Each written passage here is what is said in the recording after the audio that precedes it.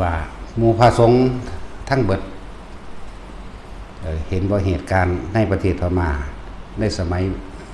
พ.ศ.ประมาณ46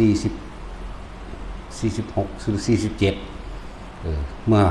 หมู่พระสงฆ์ถูกรังแกพระสงฆ์ออกรบเองเลยฝึกยิงปืนเลยพระสงฆ์พม่าเห็นบ่นี่บัดนี้คนชาวบ้านอยู่ในเมืองพม่าซอยกันเด้ยิงปืนเด้จังซั่นตัวถ้าเฮาบ่ปกป้องกันเองไผสิปกป้อง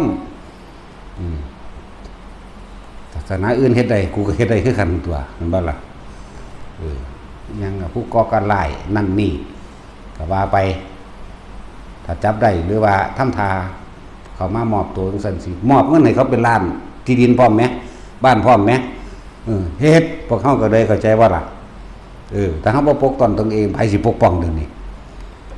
นั่นแหละอย่าห่วงแต่สิตายแต่เจ้าของตายไปซะเด้ตัวกุศลบ่สารเรื่องขอรอขะแลมื้อนี้แม่นบ่ล่ะตายคือเก่านั่นแหละเจ้าตายด้วยความภาคภูมิใจโดยว่าได้รักษาคำสอนกูบ่ดีดอกแต่กูคำสอนเพิ่นมาสอนก็ได้ก็อย่าว่าล่ะนั่นแหละ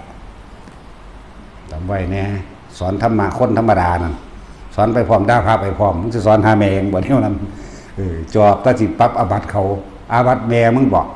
มึงบ่ฮู้จักฮอดฐานะเจ้าของเนาะฐานะเจ้าของบ่แม่นฐานะสิไปปรับอาบัติบ่แม่นฐานะสิไปแสดงเรื่องนั้นแล้วมารั่วคุยตีนทางปากมึงบักใดอีใดก็ตามเปิดหน้าเด้แล้วความตายเขาว่าพวกกันกลุ่มทำลายพุทธศาสนาโดยอาศัยกฎหมายจังซั่นจังซี่ที่จริงภายวินัยบ่เคยละหลวมแต่ว่าบ่ละหลวมวินัยของพระสงฆ์องค์เจ้าเนี่ยแน่นหนายิ่งกว่ากฎหมายบ่ละหลวม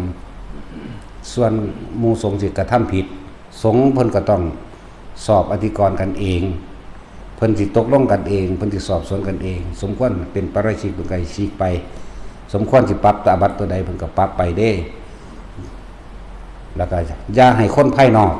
อย่าให้คนที่เป็นนักกฎหมายอย่าให้คนทั่วไปมาควบคุมสงฆ์มั้ย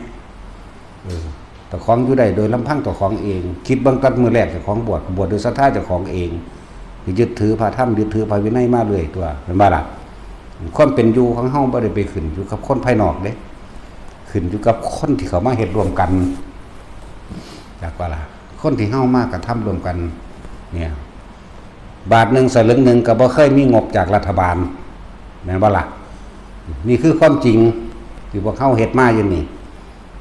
กระทรวงทบวงนั่นทบวงนี่สนับสนุนงบมาสร้างวัดตัดเข่งกับหลวงพ่อนี่บ่มีแต่บุคคลที่เสียสละตนเองทั้งนั้นบ่แม่นศรัทธาหลวงพ่อดอกศรัทธาคำสอนเพิ่นศรัทธามรรคมีองค์8ศรัทธาอริยสัจ4เพิ่นเด้เฮาก็บ่ได้เคยว่าเฮาดีเด้แต่ดีมันสิมาเกิดหาแม่มันยังก็ยังเว้าอยู่เนาะกูบ่ได้ว่ากูดีกูบ่ได้ว่ากูเป็นกูบ่ได้ว่ากูมีชาติมีญาณอีหยังเด้กูเว้าซื่อๆอย่างว่าล่ะแล้วมันซอยกันทำลายมันซอยเขาทำลายเพิ่นอย่าลืมว่าการทำลายมันก็ทำลายตนเองมันทำลายหลักธรรมบ่ได้ดอกเฮาก็เอานำมาเฉพาะที่ว่าประสบการณ์เฮารู้เฮาเห็นไปซื่อๆบ่ล่ะทั้งนั้นสิเป็นสิตายเขาละบาดอยากได้คอมเมนต์อยากได้ยอดไลค์ยอดเงินเนาะทำลายตัวเองทำลายครอบครัวตัวเองพร้อม